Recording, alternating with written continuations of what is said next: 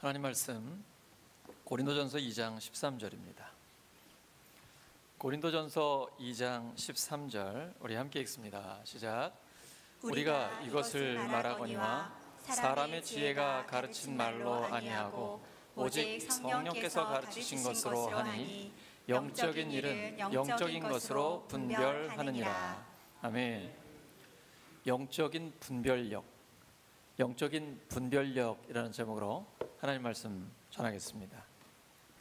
마치 오늘 할렐루야 찬양대가 설교의 내용을 아는 것처럼 선곡을 하셨네요. 항해, 우리 인생길이죠. 마치 그런데 어떤 때는 안개가 끼어 있는 것 같은 느낌이 들 때가 있습니다. 영적인 안개죠.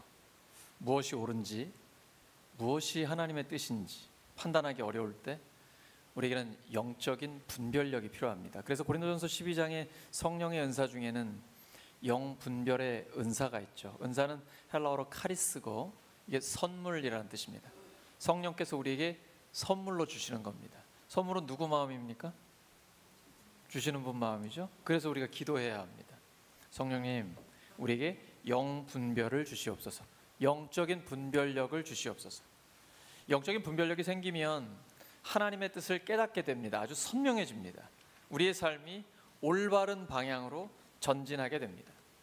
영적인 분별력은 사람의 지혜로 되는 게 아닙니다.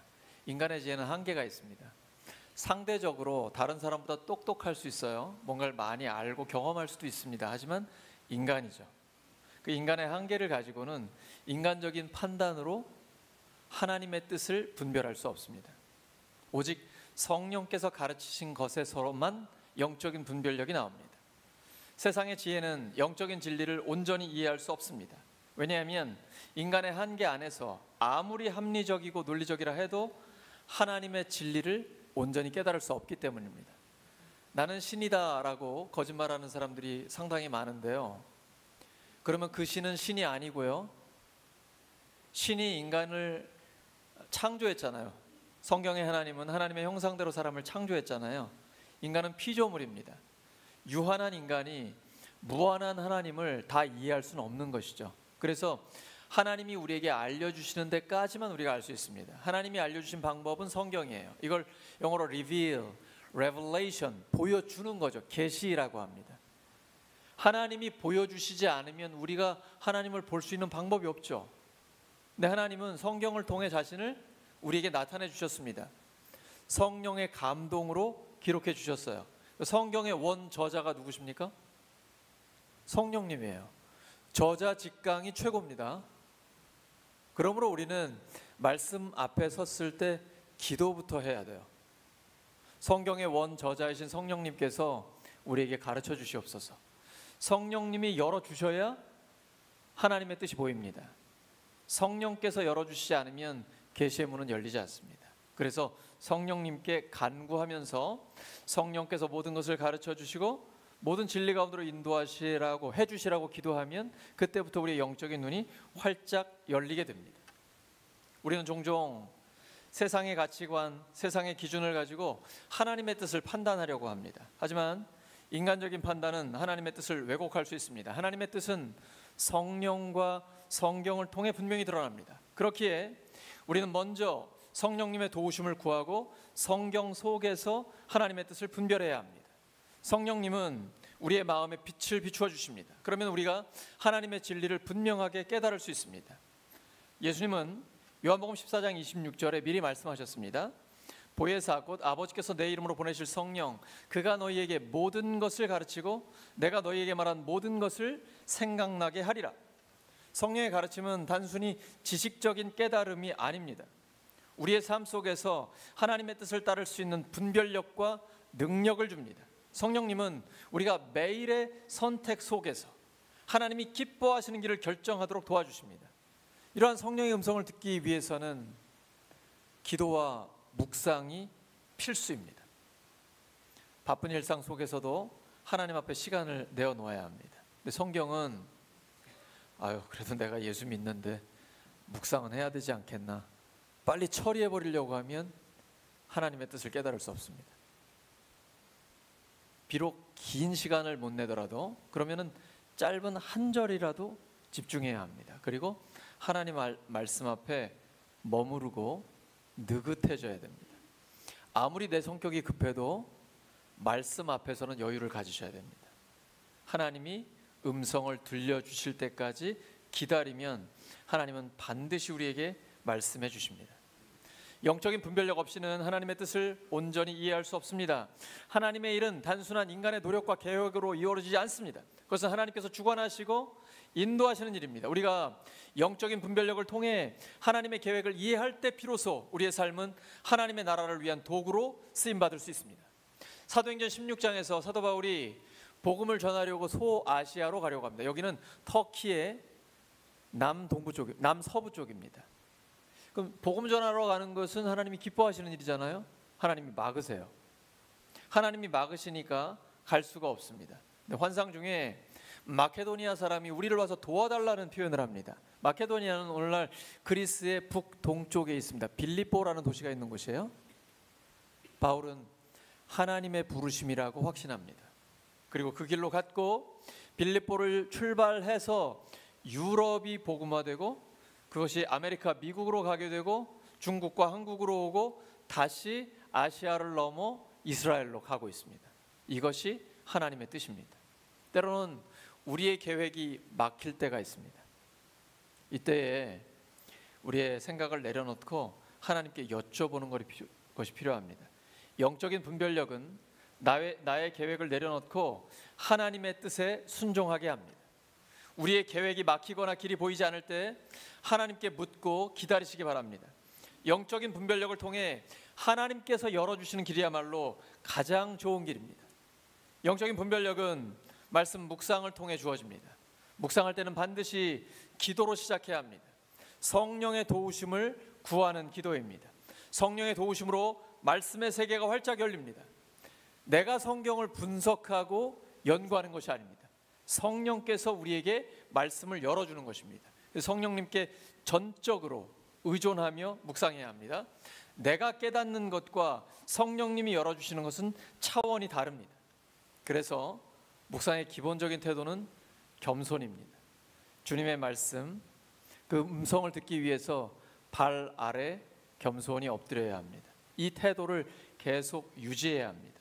그때에만 하나님의 음성이 들립니다. 그렇지 않고 내가 오랫동안 신앙생활하고 성경도 잘 알기 때문에 내 노력으로 하나님의 뜻을 깨달을 수 있다, 이 자만심을 갖고 있으면 하나님의 음성은 들리지 않습니다.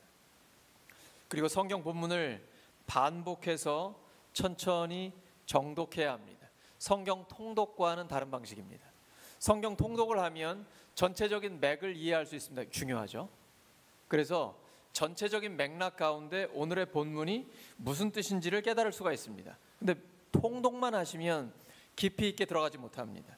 그래서 성경 본문을 선택하셔서 천천히 반복해서 음미하듯이 읽으셔야 합니다. 우리 맛있는 음식은 천천히 그 맛을 음미하잖아요.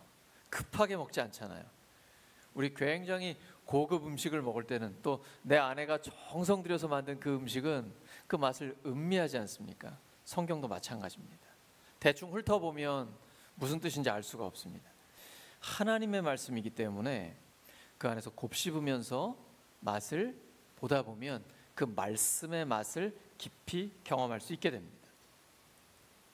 읽되 주의해서 읽는 것이 좋습니다. 성경을 읽을 때는 여유를 가지셔야 됩니다. 빨리 해치려고 하시면 안 됩니다. 편안한 마음으로 읽기만 해도 하나님의 은혜가 쏟아집니다. 처음에는 눈으로 읽지만 점점 더 마음으로 읽게 됩니다. 그리고 내가 읽는 것으로 시작했는데 이제 말씀이 나에게 다가오기 시작해요. 그리고 영혼을 움직입니다. 그리고 말씀이 내 피가 되고 살이 돼서 내 삶을 움직입니다. 이때까지 기다리셔야 됩니다. 하나님의 말씀이 내 피가 되고 살이 될 때까지 계속 말씀을 음미하고 말씀 앞에 머무르시면 성령의 역사가 나타나기 시작합니다. 그리고 말씀 속에 빠져듭니다. 어떤 때는 하나님의 말씀을 읽다 보면 내가 그 인물이 된 것 같은 느낌이 들 때가 있어요. 열왕기상 18장을 읽다 보면 지금 엘리야는 자기 혼자 남았다고 생각합니다. 주변에 전부 다 우상 숭배자들이에요. 그런데 450대 1로 영적인 맞짱을 뜨는데 엘리야가 기도하면 하늘에서 불이 내려오는 거예요. 지금 이 주변에는 전부 다 적대자들이거든요. 자기 편은 하나도 없어요. 그런데 하늘이 열려 있으니까 그에게 기도에 응답이 오는 거예요. 꼭 내가 엘리야의 그 삶의 현장, 영적인 전쟁에 치열한 그 현장에 있는 것 같은 느낌이 들 때가 있어요. 어떤 때는 예수님의 말씀을 듣다 보면 갈릴리 그 호수 옆을 거니시는 주님의 말씀이 들리는 듯합니다. 심령이 가난한 자는 복이 있나니 천국이 저희들의 것이며 마음이 깨끗한 자는 복이 있나니 하나님을 볼 것이며, 이런 음성이 들려요. 그러니까 성경을 묵상하다 보면 상상력이 발달합니다. 이건 공상 또는 망상과는 전혀 다른 것입니다. 그렇게 하면 그건 아무 의미가 없는 거예요. 근데 상상력이라는 것은 거룩한 상상입니다. 내가 말씀 속에 깊이 빠져들면서 말씀의 현장 가운데 내가 들어가 있는 것 같은 그런 느낌이 들어요. 그리고 생생해집니다. 더불어 이 말씀이 내 마음에 새겨지면서 말씀대로 순종하면 내 삶에 실제로 말씀이 이루어집니다. 변화의 역사가 나타납니다. 이러면 너무 기뻐요. 너무 행복해요. 재밌어요. 다른 걸 하고 싶은 생각이 없어져요. 전에는 영화도 좋아했고 놀러 가는 것도 기뻤고 다 좋았는데 이제는 말씀 앞에만 머물게 됩니다. 왜냐하면 이 말씀이 내 삶이 되는 것처럼 행복한 일이 없어요. 인간이 하나님의 음성을 듣는 것보다 더 좋은 게 어디에 있습니까? 하나님은 하나님의 형상대로 우리를 만들어 주셨습니다. 우리는 여러 가지 기쁘고 행복하고 재밌는 것을 찾아다닙니다. 엔터테인 문화가 굉장히 발달하고 있어요. 오락, 파티, 연애, 나날이 더 자극적입니다. 왜냐하면 자극이 똑같으면 자극이 안 됩니다. 점점 더 자극적이어야 돼요. 그러니까 선정적이 되고 말초신경을 끊임없이 자극하는 것들이 유튜브나 세상 속에서 계속 일어나고 있는 거예요. 이게 안 되니까 그 다음엔 마약으로 가게 되는 것이죠.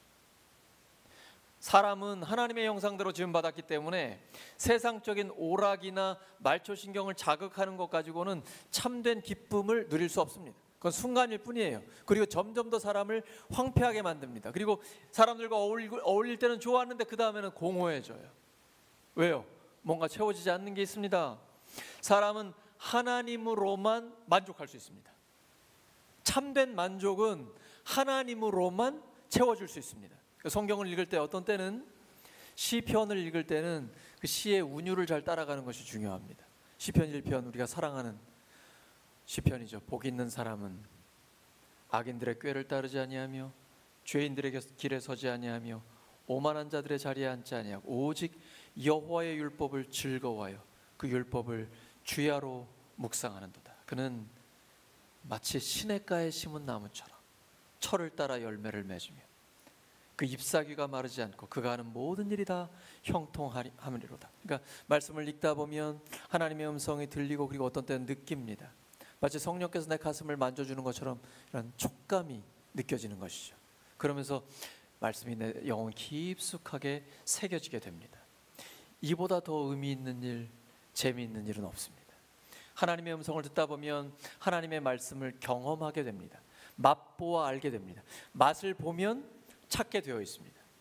묵상을 통해서 하나님의 말씀을 맛보게 되면 그 맛을 알기 때문에 점점 더 깊이 빠져들게 됩니다. 우리 맛집을 발견하면 그 맛집에 또 가고 싶잖아요. 생각나잖아요. 그리고 다른 친구를 데려가잖아요. 왜요? 그 맛을 알기 때문에. 말씀의 맛을 보는 것이 중요합니다. 삶에서 실제로 경험하셔야 돼요. 머리로만 알면 머리가 커지면서 교만해지기 쉽습니다. 그리고 한계에 부딪힙니다. 그런데 이 말씀이 가슴으로 내려오고 내 피와 살이 되고 머리끝부터 발끝까지 하나님의 말씀으로 충만해지고 말씀이 내 삶에 실제로 이루어지면, 경험하게 되면 아주 구체적인 신앙이 됩니다. 그렇지 않고 머리로만 알면 신앙이 추상적이 됩니다. 아무 힘이 없어져요. 신앙은 반드시 구체적이고 실제적이 되어야 합니다. 성경 본문을 예리하게 보아야 합니다. 하나님의 말씀은 좌우의 날선 검보다도 더 예리합니다. 그래서 우리의 영혼을 수술합니다. 치료해요. 회복합니다. 대충 보면 안 됩니다. 그래서는 하나님의 말씀이 깨달아지지가 않습니다. 성경은 서로 연결되어 있습니다. 한 부분만 보고 속단하면 안 돼요. 창세기부터 요한계시록까지 다 보셔야 돼요. 그리고 어느 본문을 선택하시면 적어도 그 권을 다 보셔야 돼요. 그 맥락 속에서 정확한 의미를 발견하셔야 됩니다. 이러려면 평소에 삶 공부에 들어오셔야 돼요. 성경 연구와 성경에 대한 기본적인 이해가 되어 있어야 됩니다. 어려운 본문들이 많잖아요. 이건 도움을 받을 수 있는 책들을 읽어보셔야 됩니다. 목회자들이 도와드릴 테니까 부탁하시면 됩니다. 주석도 있고요, 많은 책들이 있습니다. 평소에 성경을 공부하시고 기본적인 이해가 되어 있어야 어떤 본문을 선택했을 때 깊이 들어갈 수 있습니다. 제가 요즘 보통 한 절 내지는 두 절의 말씀을 가지고 설교 원고를 만들어서 보내드립니다. 근데 이걸 아침에 대충 읽으시면 그 잘 무슨 뜻인지 알 수가 없어요. 시간을 갖고 5분 정도면 되거든요.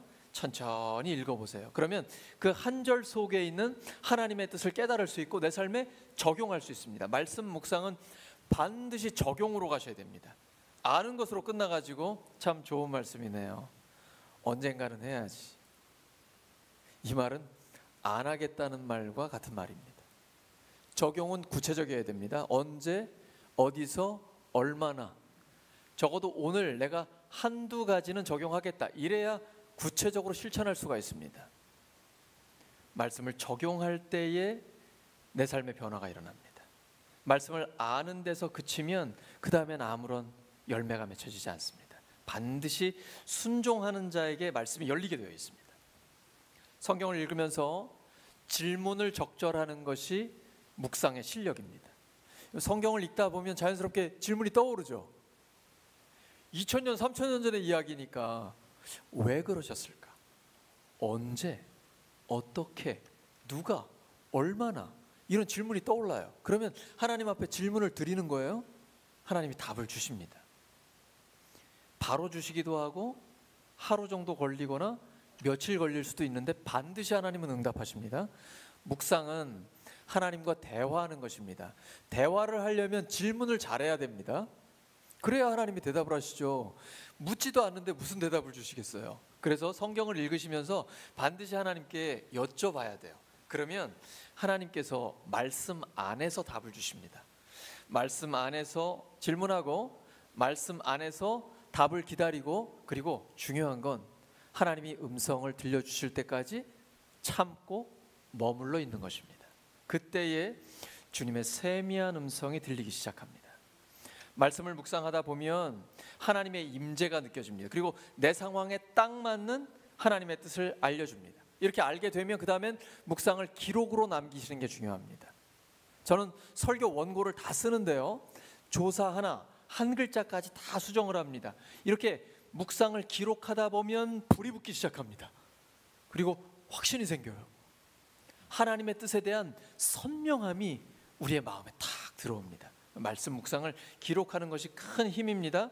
그리고 주님은 창세기부터 요한계시록까지 말씀을 아는 자가 복이 있다고 하지 않으시고 말씀을 행하는 자가 복이 있다라고 말씀하십니다.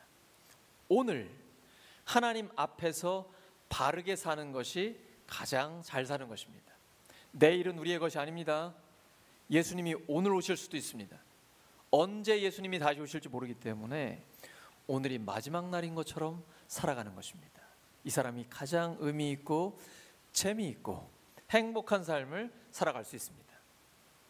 사람들이 말씀 묵상을 할 때 빠지기 쉬운 큰 실수가 있습니다. 이 가장 많이 범하는 실수인데요. 뭘까요? 말씀을 묵상하면서 그 말씀을 다른 사람에게 적용하는 것입니다. 오늘 설교를 들으면서 그 인간이 왔어야 되는데 이렇게 생각하시는 분? 죄인은 다른 사람의 허물을 보려는 특성을 갖고 있습니다. 말씀은 자기 자신에게 적용해야 합니다. 다른 사람을 끌어들이지 않도록 조심해야 합니다. 다른 사람의 죄에 대해서 눈이 밝아지는 것이 아니고 자기의 죄가 보여야 합니다. 자신의 삶에 비추는 것으로 적용을 마무리해야 합니다. 말씀을 적용할 때는 항상 나에게 주시는 말씀을 찾아야지 남에게 주시는 말씀을 찾으면 안 됩니다. 묵상의 마무리 역시 기도입니다. 기도하는 가운데 말씀이 심화됩니다. 받은 말씀을 가지고 기도의 자리로 나아가면 됩니다. 이 자연스럽게 기도가 됩니다. 말씀을 들으면 기도하려고 할 때 말씀이 떠올라요. 그리고 이 말씀대로 이루어 주시라고 간구하게 됩니다. 이게 성령의 역사예요. 묵상은 반드시 우리 삶의 변화를 일으킵니다. 삶의 변화를 일으키는 묵상이 되어야만 그 안에서 생명력이 있고 기쁨이 넘치기 때문에 묵상을 계속할 수 있고 깊어집니다. 이 묵상이 쌓이면 놀라운 일이 일어납니다. 말씀은 우리 삶을 새롭게 합니다. 끊임없이 변화시킵니다. 자기 혁신이 일어납니다. 인생에 격변이 나타나요. 반전됩니다. 역전돼요. 묵상을 머리로만 반복하면 이런 일이 일어나지 않아요. 그런데 묵상하고 실천하면 내 삶에 놀라운 변화가 일어나요. 하나님이 우리로 하여금 예수님을 점점 더 닮아가게 만들어 주십니다. 그렇지 않고 머리로만 반복하면 금방 정체되는 느낌이 들어서 한계에 부딪히기 때문에 지루해집니다. 그래서 말씀이 반드시 묵상은 구체적인 적용으로 가야 합니다. 실천적 진리로 경험이 돼야 합니다. 근데 이 말씀이 쉽지 않아요. 디모데후서 3장 16절과 17절입니다. 여러분 읽습니다. 시작. 모든 성경은 하나님의 감동으로 된 것으로 교훈과 책망과 량과 교육하기에 유익하니 이는 하나님의 사람으로 온전하게 하며 모든 선한 일을 행할 능력을 갖추게 하려 함이라. 말씀을 들으면 어떤 때는 마음이 힘들고 때로는 아프고 찔리기도 해요. 스데반이 말씀을 전했을 때, 베드로가 성령이 충만하여 말씀을 전했을 때 사람들이 마음이 찔렸어요. 왜냐하면 성경에는 교훈, 책망, 바르게 함, 의로 교육하기 있기 때문에 그럴 수밖에 없어요. 그렇다고 해서 이것을 피하면 안 됩니다. 나중에는 더 어려워질 수 있습니다. 말씀이 힘들어도 기도하면서 받아들여야 내 삶의 변화가 일어납니다. 말씀을 거부하면 열매는 없습니다. 말씀에 순종해야 내가 삽니다. 하나님은 나를 살리시고 복을 주시려고 말씀을 주신 것입니다. 하나님이 우리에게 말씀을 주신 것은 우리를 위한 거예요. 우리를 살리려고 하시는 거예요. 말씀의 빛 앞에서 자신을 정직하게 노출하고 반응해야 합니다. 마치 환자가 의사에게 자기의 환부를 드러내는 것과 같습니다. 의사 앞에서 감추는 환자가 있나요? 아니에요. 내 모든 걸 의사 앞에 다 드러내는 거예요. 왜냐하면 그래야 의사가 수술을 하고 치료할 수 있기 때문이죠. 영적인 원리도 동일합니다. 성령의 검, 하나님의 말씀으로 수술을 받으면 그때부터 치유와 회복의 역사가 일어납니다. 예수님이 마태복음 7장 24절에 말씀하세요. 그러므로 누구든지 나의 이 말을 듣고 행하는 자는 그 집을 반석 위에 지은 지혜로운 사람 같으리. 예수님 말씀하십니다. 말씀을 듣기만 하는 사람이 아니고 듣고 행하는 자입니다. 이 사람이 지혜로운 사람이에요. 말씀을 잘 들었는지는 행위로 증명이 됩니다. 지혜로운 사람은 말씀을 적용하는 사람입니다. 적용을 잘 해야 잘 들은 것입니다. 사도 바울은 하나님의 말씀을 전하는 사람입니다. 그런 동시에 나는 내 몸을 쳐 복종시킨다고 해요. 나는 날마다 죽노라. 내가 그리스도와 함께 십자가에 못 박혔다. 자기 자신이 말씀을 자기에게 적용하고 있는 거예요. 그리고 부활하신 주님이 내 안에 살아계신다. 그 역사가 나타나고 있잖아요. 이러한 묵상의 목표는 성숙함이에요. 하나님은 우리 안에 그리스도의 형상을 이루기를 원하세요. 점점 더 하나님을 닮아가기를 원하십니다. 묵상은 지금 여기에서, here and now, 여기에서 하나님과 동행하는 것입니다. 일상의 영성을 회복시켜 주는 것이 묵상이에요. 인간은 누구나 하나님과 동행하지 않으면 죄로 기울어지게 됩니다. 지금 이렇게 잠으로 기울어지시죠? 예외 없어요. 저도 마찬가지입니다. 하나님과 동행하지 않으면 죄로 기울어지게 됩니다. 죄는 결핍을 가져오게 되어 있어요. 결핍을 잘못된 방식으로 채우려고 할 때 중독에 빠지게 됩니다. 미디어, 음란물, 술, 알코올과 함께 마약, 수많은 쇼핑, 이런 중독들에 빠지는 이유는 결핍을 채우려고 하는 것이거든요. 근데 이걸로 근본적인 해결이 안 됩니다. 인간은 하나님의 형상대로 지음받았기 때문에 하나님과의 친밀함으로만 근본적인 문제 해결이 돼요. 결핍의 해결이 됩니다. 근데 친밀함은 한두 번의 만남으로 이루어지지 않습니다. 지속적인 교제가 필요합니다. 그 사람에게 관심을 가져야 되고 투자도 해야 되고 정성을 기울이고 그를 위해 기도해야 되잖아요. 하물며 하나님과의 친밀함은요, 계속 하나님과 가까이 해야 합니다. 먼저 갈망이 있어야 돼요. 시편 41편 1절에 하나님이여 사슴이 시냇물을 찾기에 갈급함 같이 내 영혼이 주를 찾기에 갈급하나이다. 우리랑은 기후가 달라요. 사막 기후예요. 사슴이 물을 마시지 못하면 죽어요. 생명이 달린 일이에요. 그래서 영생의 말씀이기 때문에 하나님의 음성 듣기를 원합니다. 하나님에 대한 갈급함, 이런 갈망이 있는 사람에게 하나님이 찾아오세요.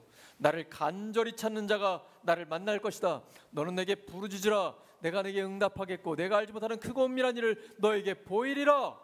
이 말씀 속에 푹 빠져들어야 돼요. 말씀에 완전히 사로잡히는 경험을 해야 됩니다. 이 말씀이 빠진 헌신을 하잖아요. 곁길로 가게 됩니다. 신앙생활은 뭘 하는 게 아니에요. 하나님을 위해서 뭘 하려고 하시기 전에 먼저 말씀 속에 빠지시기 바랍니다. 말씀에 헌신을 하면 다른 헌신은 따라오게 되어 있어요. 이 우선순위를 제대로 지키지 않으면 자꾸 엉뚱한 일을 하게 됩니다. 하나님의 뜻이 아니고 자기 열심을 내게 돼요. 그래서는 안 되고 말씀에 먼저 헌신을 해야 됩니다. 그러면 하나님의 뜻이 내 삶에 이루어지면서 다른 헌신들은 따라오게 되어 있습니다. 말씀이 내 삶을 움직이는 체험을 해야 합니다. 말씀을 삶 속에서 구체적으로 경험해야 합니다. 히브리서 4장 12절이에요.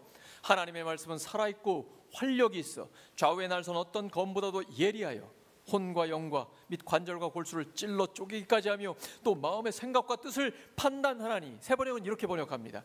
하나님의 말씀은 살아있고 힘이 있어서 어떤 양날 칼보다도 더 날카롭습니다. 그래서 사람 속을 꿰뚫어 혼과 영을 갈라내고 관절과 골수를 갈라놓기까지 하며 마음에 품은 생각과 의도를 밝혀냅니다. 사람의 생각을 사람의 영 외에는 누가 알겠어요? 하나님도 하나님의 영 외에는 누가 하나님의 그 깊은 생각을 알겠어요? 근데 성령께서 역사하시면 하나님의 생각을 알게 되는 거예요. 그리고 우리 자신을 하나님께서 판단하시고 드러나게 하십니다. 나에게 뭐가 문제가 있는지를 깨닫게 하셔서 변화를 일으켜 주시는 거예요. 이 묵상을 하다 보면 하나님과의 친밀함을 경험하게 됩니다. 요한복음 15장 4절이죠. 포도나무 비유에서 예수님이 말씀하세요. 내 안에 거하라. 이게 신앙생활의 핵심이에요. 주님 안에 거하는 거예요.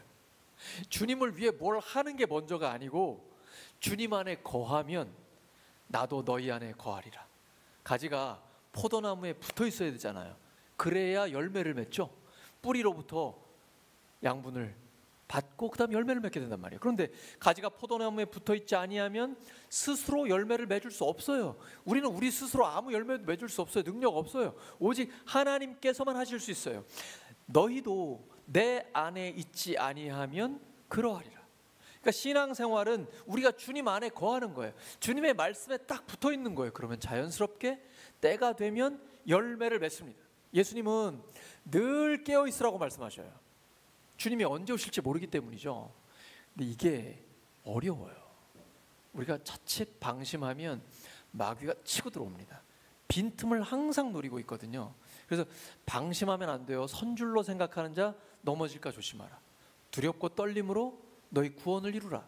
우리에게 이 말씀을 주시는 이유는 주님 오신 그날까지, 우리가 주님을 만나는 그날까지 늘 깨어 있어서 건강하고 균형 잡힌 신앙생활을 하기를 원하는 주님의 마음이에요. 그렇지 않으면 사대교회가 들었던 이런 음성을 듣게 됩니다. 요한계시록 3장 1절이죠. 사대교회의 사자에게 편지하라. 하나님의 7 영과 7 뼈를 가지시니, 예수님이죠. 이르시되 내가 내 행위를 아노니 내가 살았다 하는 이름은 가졌으나 죽은 자로다. 신자에게는 최악의 상황이에요. 근데 우리가 늘 깨어있고 이 깨어있음을 유지하면 놀라운 일이 일어나요. 모든 상황 가운데 하나님의 음성이 들려요. 하나님은 성경을 통해 우리에게 말씀하십니다. 동시에 하나님은 창조와 역사의 주님이시잖아요. 만물 가운데 우리에게 말씀하세요. 그리고 사람들과 대화할 때도 하나님의 음성이 들립니다. 묵상이란 말씀만 묵상하는 게 아니고 사람도 묵상하는 것이고, 그리고 현재 돌아가고 있는 세상 뉴스를 보면서도 묵상하는 것이고, 여러 가지 시사적인 것도 묵상이 가능합니다. 사람 앞에 섰을 때도 내 할 말만 하고 가는 게 아니라 그 앞에 머물러서 그 사람의 소리를 듣는 거죠. 그러다 보면 사람이 말하는데 그 속에서 하나님의 음성이 들립니다. 그리고 내가 이 말씀을 따르기는 굉장히 어렵겠는데, 하지만 결단하고 순종합니다. 그러면 나중에 알게 돼요. 하나님이 왜 그 사람을 통해 나에게 그 말씀을 주셨는지를 깨닫게 됩니다. 순종하는 자만 경험하게 됩니다. 그래서 모든 상황 가운데, 모든 만물과 사람들과의 관계 속에서 하나님의 음성이 들리기 시작합니다. 시편 119편 103절이에요. 주의 말씀의 맛이 내게 어찌 그리 단지요, 내 입에 꿀보다 더 다니이다. 저는 주의 말씀이 너무 달아요. 이제 제가 전에는 말씀을 전하면서 물을 많이 마셨는데 요즘은 말씀의 맛이 너무 달아가지고 저절로 침이 고여요. 물을 안 마셔도 괜찮아요. 여러분, 말씀의 맛을 더 깊이 보시기 바랍니다. 그래서 우리 교회, 목장, 가정, 그리고 개인이 말씀의 그 단맛을 보시기 바라요. 말씀 맛집이 되시기 바랍니다. 우리 옆 사람들을 축복해 주시기 바랍니다. 당신의 집이 말씀 맛집이 되시기 바랍니다.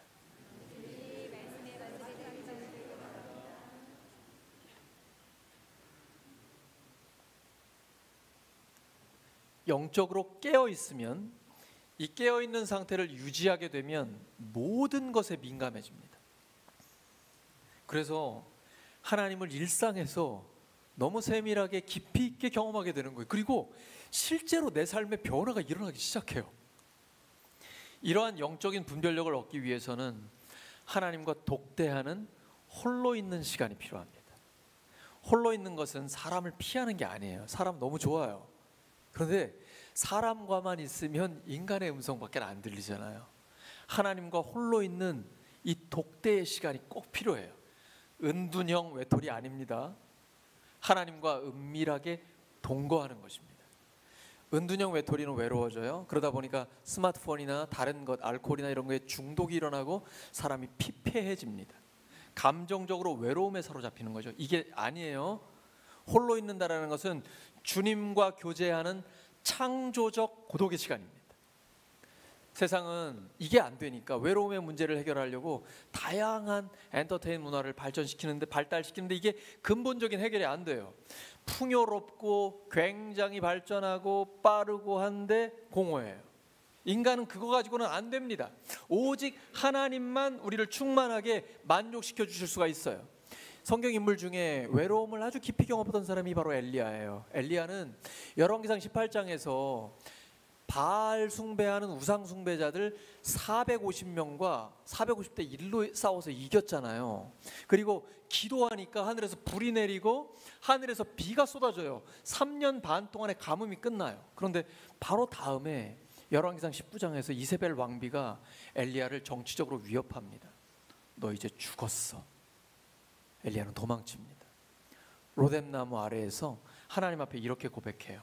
여호와여, 넉넉하오니 지금 내 생명을 거두시옵소서. 이 영적인 전사가 낙심하고 좌절하면서 죽고 싶은 마음이 드는 거예요. 우리도 그럴 때 있지 않아요? 굉장히 올라갔다가 갑자기 나라고 떨어지고 이럴 때가 있잖아요. 우리가 예상치 못한 일들이 삶에서 일어나기 때문이에요. 그런데 로뎀나무 아래에 있는 엘리야에게 하나님이 천사를 보내십니다. 그리고 먹을 걸 주세요. 왜냐하면 우리가 영혼과 육체로 이루어져 있기 때문에 음식도 먹어야 돼요. 한 번 먹은 걸로는 그걸 부족했는지 잠들어요. 다시 깨었을 때 또 한 번 먹입니다. 이걸 힘을 얻고 40주 40야를 달려 호렙산에 갑니다. 그리고 거기에서 세미한 음성을 듣습니다. 엘리야야, 내가 어찌하여 여기 있느냐? 하나님이 두 번 물어보시는데 엘리야가 두 번 똑같이 대답합니다. 하나님, 오직 저만 남았습니다. 엘리야 지금 외로운 거예요. 하나님을 위해서 열심히 살았는데 저만 남았습니다 라고 고백해. 이 외로울 때 하나님의 음성이 선명하게 들립니다. 열왕기상 19장 15절과 16절이에요. 여호와께서 그에게 이르시되 너는 내 길을 돌이켜, 이제 돌이켜야 된다. 광야를 통하여 다메섹, 오늘날 시리아의 다마스커스예요. 뉴스에서 보시죠. 거기 가서 이르거든 하사엘에게 기름을 부어 아람, 시리아의 왕이 되게 하고, 너는 또 님시의 아들 예후에게 기름을 부어 이스라엘의 왕이 되게 하고, 또 아벨모홀라 사밧의 아들 엘리사에게 기름을 부어 너를 대신하여 선지자가 되게 하라. 이 하나님의 말씀을 듣고 순종했습니다. 영적인 분별력이 생겨서 곧바로 엘리사에게 겉옷을 벗어 던졌어요. 너 이제 내 제자다. 그때 엘리사가 그를 따라옵니다. 그리고 엘리사가 가서 나중에 하나님이 말씀하셨던 하사엘에게 네가 아람 왕이 될 것이라 예언을 해주고요. 또 엘리사 자신의 제자를 보내가지고 예후에게 기름을 붓게 합니다. 차세대에 나라의 지도자들을, 지역의 지도자들을 하나님께서 세워주시는 것입니다. 그리고 하나님 말씀하세요. 바알에게 무릎을 꿇지 않은 7,000명을 남기겠다. 많은 동역자들을 엘리야에게 주신 거예요. 그의 외로움을 위로해 주신 것입니다. 홀로 있을 때 하나님의 음성을 들으면 영적인 분별력이 생깁니다. 능력은 우리에게 있지 않습니다. 오직 하나님께 있습니다. 엘리야도 우리랑 똑같은 인간이에요. 그저 겸손히 기도하면 됩니다. 그러면 성령께서 역사해 주십니다. 하나님의 능력은 약한 데서 완전해집니다. 오늘 고린도전서 본문 기록한 사도 바울도 우리랑 똑같은 인간이에요. 특별하지 않아요. 특별한 건 하나님이 특별하신 거예요.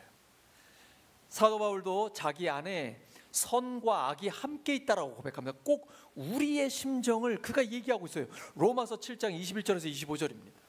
그러므로 내가 한 법을 깨달았노니 곧 선을 행하기 원하는 나에게 악이 함께 있는 것이로다. 내 속사람으로는 하나님의 법을 즐거워하되 내 지체 속에서 한 다른 법이 내 마음의 법과 싸워 내 지체 속에 있는 죄의 법으로 나를 사로잡는 것을 보는도다. 오호라, 나는 곤고한 사람이로다. 이 사망의 몸에서 누가 나를 건져내랴. 우리 주 예수 그리스도로 말미암아 하나님께 감사하리로다. 그런즉 내 자신이 마음으로는 하나님의 법을, 육신으로는 죄의 법을 섬기노라. 솔직한 우리의 심정이죠. 그러나 결론은 결코 정죄함이 없는 것입니다. 예수님의 십자가와 부활의 복음이 우리를 살렸고 생명의 성령의 법이 우리를 다스리기 때문입니다. 로마서 8장 1절과 2절이죠. 그러므로 이제 그리스도 예수 안에 있는 자에게는 결코 정죄함이 없나니 이는 그리스도 예수 안에 있는 생명의 성령의 법이 죄와 사망의 법에서 너를 해방하였습니다. 성령께서는 우리에게 영적인 분별력을 주십니다. 정죄함이 아니라 해방감, 자유함을 우리에게 주시는 것입니다. 사랑하는 우리 울산교회 성도 여러분, 우리의 삶에는 영적인 안개 같은 게 있을 때가 있어요. 우리는 인생의 항해자입니다. 이때 필요한 것은 분명한 방향이요 내비게이션입니다. 우리의 영적인 삶에도 성령께서 주시는 영적인 분별력이 절실합니다. 이게 없으면 우리는 이 혼란한 세상 가운데 세상에 휘둘릴 수밖에 없어요. 오직 성령을 의지하며 살아갈 때 영적인 분별력이 생깁니다. 영적인 분별력은 하나님의 선물입니다. 그 선물은 우리의 삶을 하나님께서 기뻐하시는 길로 이끌어줍니다. 하나님의 말씀 속에서 성령의 음성을 듣고 매 순간 하나님의 뜻을 분별하며 살아가는 우리 모두가 되기를 예수 그리스도의 이름으로 축원합니다. 말씀 붙들고 하나님 앞에 합심하여 기도합니다. 하나님 아버지 감사합니다. 인생의 항해에 분명한 방향을 주시고 하나님의 뜻을 알려주시니 감사합니다. 저희들에게 영적인 분별력을 주셔서 하나님의 뜻을 선명하게 깨닫게 하시고 그 뜻에 순종하면서 하나님이 기뻐하시는 삶, 성령의 기쁨이 충만한 삶, 부활의 기쁨이 충만한 삶, 하나님의 평강이 넘치는 삶, 하나님의 은혜가 충만한 저희들의 인생이 되게 하여 주시옵소서. 하나님 매 순간 하나님의 말씀 속에서 하나님의 음성을 듣게 하여 주시옵소서. 하나님의 뜻을 분별하며 살아가게 하여 주시옵소서. 주님 감사합니다. 우리의 삶 가운데 역사하시는 주님을 아주 구체적으로 경험하게 하여 주시옵소서. 감사드리며 예수님의 이름으로 기도드립니다.